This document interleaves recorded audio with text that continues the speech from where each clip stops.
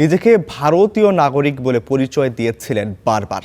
আধার card সহ সব নথিও দেখিয়েছেন, কিন্তু কিছুই আমলে নেয়নি মুম্বাই পুলিশ। বরং বাংলাদেশি আখ্যা দিয়ে পশ্চিমবঙ্গের এক মুসলিম নারীকে আটক করে জোর করে বাংলাদেশে পুশিন করেছেন। সাইদা ফকিরি নামের ভারতীয় নাগরিক বর্তমানে সাতক্ষীরায় অবস্থান করছেন বলে জানিয়েছে তার পরিবার।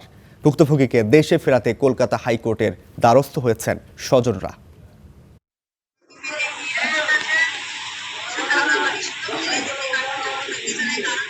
ভিডিও কলে দেশে ফেরার এই আকুতি ভারতীয় নারী সাইদা ফকিরের। এখন বাংলাদেশের সাতক্ষীরায় আছেন পশ্চিমবঙ্গের বসিরহাট মহকুমার রূপনগরের পূর্বপাড়া গ্রামের বাসিন্দা সাইদা।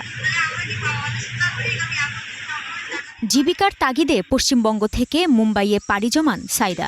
সেখানে কাজ করেন প্রায় 20 বছর ধরে। উনি মুম্বাইতে থাকে, এবার মার্কেটে গিয়েছিল। মার্কেটে গেলে তারা জিজ্ঞাসা করার জন্য তাকে বললো যে চলো আমি কটা কথা জিজ্ঞাসা করবো তোমার কাছে। পুলিশ করে একদিন করে শোনা গেল যে সে বাংলাদেশে চলে গিয়েছে, পাঠিয়ে দেওয়া হয়েছে।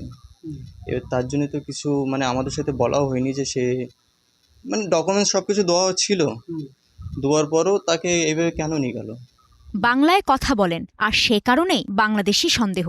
গত 19 জুলাই মুম্বাইয়ের বাজার থেকেই সাইদাকে আটক করা হয়। ভারতীয় নাগরিকত্ব নথি দেখালেও আমলে নেয়নি পুলিশ। অবৈধ অনুপ্রবেশকারী হিসেবে প্রায় 3000 কিলোমিটার দূরে আসামের একটি হোল্ডিং সেন্টারে পাঠানো হয়। কোনো আইনি প্রক্রিয়া সম্পন্ন হওয়ার আগেই 5 দিনের মাথায় আসাম সীমান্ত দিয়ে সাইদাকে বাংলাদেশে ঠেলে দেয়া হয়। এই পুরো সময় পরিবারের সঙ্গে যোগাযোগের সুযোগও দেয়া হয়নি। মা বাবা ভোটার, সে এখানকার স্কুলে পড়েছে, তার প্যান কার্ড, আধার কার্ড, ভোটার কার্ড সব আছে, তবুও তাকে কেন বাংলাদেশি তকমা দেয়া হলো?